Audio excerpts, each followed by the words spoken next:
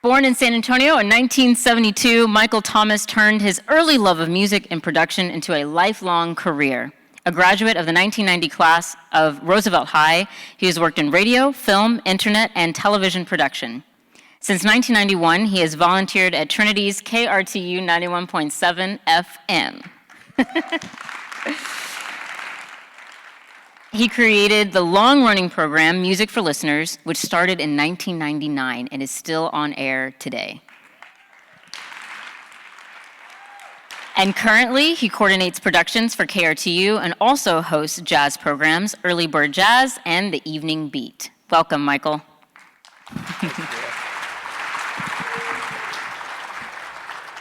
Wow, okay, here we go. Last one. Okay. Thanks to everybody. Thanks to the PechaKucha team. I do appreciate being asked to do it. It's an honor. All right, let's do it. It must have been my earliest memory, looking out over the Gulf, thinking of the lyric, hands across the water, heads across the sky.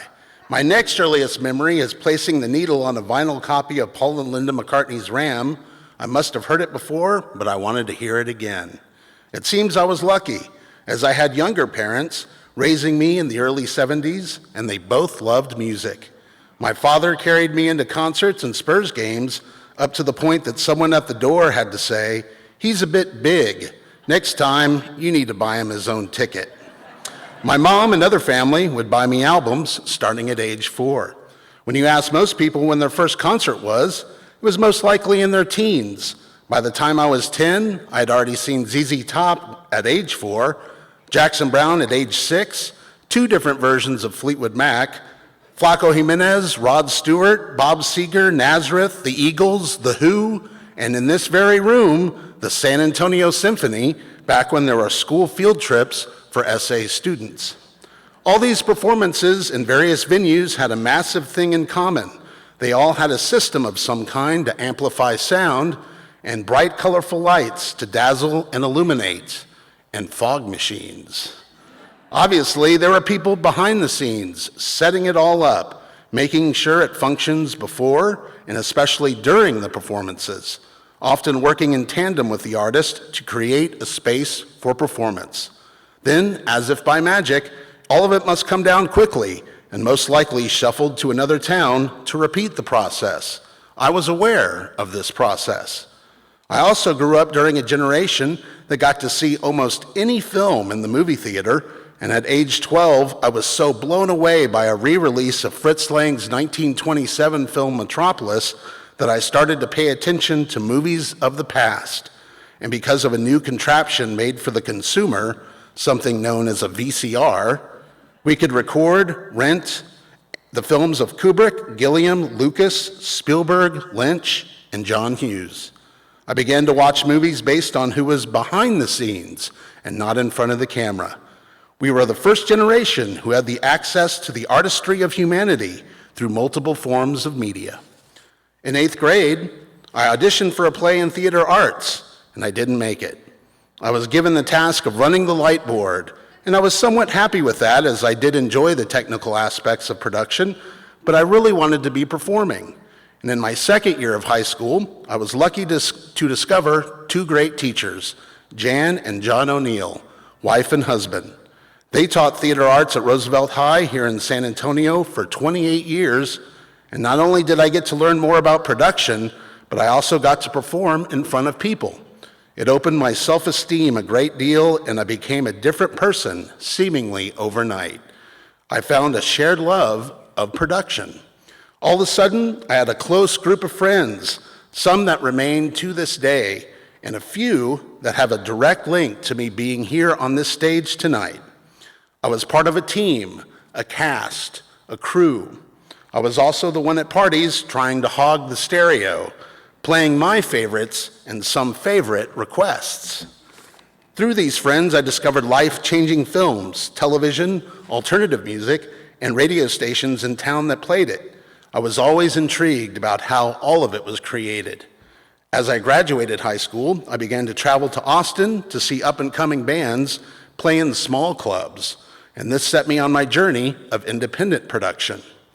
In May of 1991, a close friend, Morris Franklin, was a communications major here at Trinity, and he informed me that I could be on the radio if I wanted to volunteer at KRTU 91.7. Before automation, you had to have someone in the seat playing music live to air. I wouldn't be paid, but I'd be on the radio. I'd be announcing classical music to start, which I did enjoy, but I was not well versed. Soon after, I started announcing jazz and then filling in for specialty shows where I would sneak in artists that I personally enjoyed, and I would get calls from Morris and from the station manager, Dr. William Christ, saying, "That's not jazz." Maybe one day I'll have a show where I can play anything. And in 1999, I was notified that KRTU wanted to engage students and that they would pretty much allow any genre during overnights. I opted for Friday into Saturday, and Music for Listeners was born. Still, after 26 years and over 1,200 shows later, anything goes. During the early 2000s, I followed my passion for public media and worked overnight shifts in the broadcast department at PBS affiliate KLRN. A person still had to load up tapes for broadcast. So if you took telecourses that were playing overnight at KLRN at that time, I was the person who was literally playing the tape. Around this time, Nathan Cohn, who was once a KRTU student manager, hired me to announce at KPAC overnights. Some sound work on a few independent films came my way, and I even tried to get a few film projects of my own going, mixing and editing while listening to symphonies at 3 a.m. In 2009, and stretching over 15 years with co-host Orlando Torres, the Music for Listeners Day Parties have showcased over 400 different artists in Austin.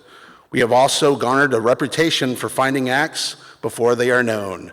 It was a small but stellar production crew who made these events a success.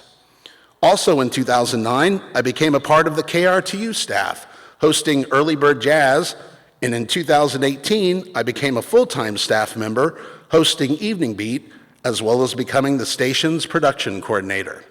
Now a part of this cast and crew, who keep KRTU on the air and engaging our listeners.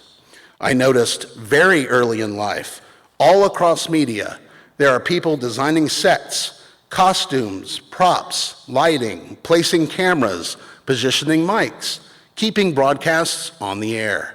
All the various aspects of pre-production, production, and post-production, the parts of the show that most overlook.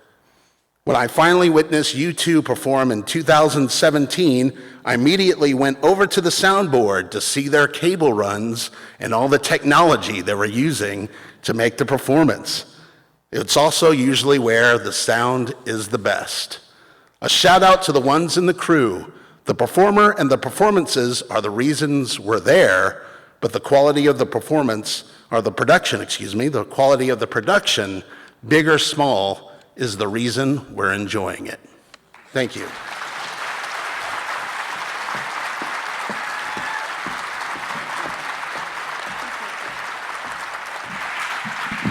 See, it's just like early bird jazz. Just like, not really, but yeah. Not really. You know, you started this work in radio and production at a time when maybe people took that for granted. And over the decades, as the technology has changed and with automation, did you ever fear that maybe there wouldn't be a career for you, or why did you stay with it? I mean, that was what happened at KLRN and KPAC, actually. They automated the overnights. So I had to move from those positions because of automation. But strangely enough, my last night at KPAC, I worked overnight, and then I came into KRTU just to see the group that was working at that time. I think it was Aaron Prado and maybe Matt Flieger. And I told them, that was my last regular shift at KPAC. I'm going to be filling in some shifts. But, they said, well, hey, Early Bird Jazz is open. So it was immediately. I went right into KRTU as a part-time staff member. Didn't skip a beat. Didn't skip a beat. Also, you said you've done 1,200 shows? Over 1,200 shows. I mean, it's 26 years, so wow. yeah. So can you tell us, that's just Music for Listeners, though, see? Right. Yeah. But so can you tell us, I'm sure there's many, but can you tell us a memorable Music for Listeners story? Oh God, man, that's put me on the spot. There is a lot. I mean, I've driven a few artists across the state, which was kind of different. It was like rock and roll moments for me. Like I'm buying this person's music and now I'm driving them across the state just so they can get to their next gig, and that's happened a couple times, and that was pretty mind blowing. Yeah. And this is a show, again, where you can play anything at all. Yep. And so, in the spirit of music for listeners, because I was thinking, what in the world can I tell you to listen to that you haven't already heard? Well, you know. So, I'm actually going to flip the script, and I want you to give the audience a jazz prescription. Man, this has really put me on the spot now. I mean, the first thing I will have to say, I've been, a lot of the staff member knows this now, it's almost kind of weird to even say it, but Vince Guaraldi is a huge influence on me. I think almost everybody in this room, their first jazz was probably the Peanut Specials. And there's a lot of people out there that say, oh, I don't like jazz. And I'm like, how can you not like the Peanuts music? Are you serious? You know, so I would say anything by Vince Guaraldi's trio, even the stuff that's not for the Peanut stuff, is some of my favorite stuff out there. Yep. Thank you so much, Michael. Thank you, Bria. You were great on helping me. Thank you. I guess. Yes. Michael just talked about, you know, there's a lot that goes into production when you get to sit and enjoy something. Yes. Yes, our lights, our sound, the folks backstage. Yes. Thank you for this production. We enjoyed it because of you. And we also get to live in this magical city because of you and because of our storytellers tonight. So thank you to everyone. Thank you to PechaKucha. Thank you to Trinity. Shout out KRTU. Good night.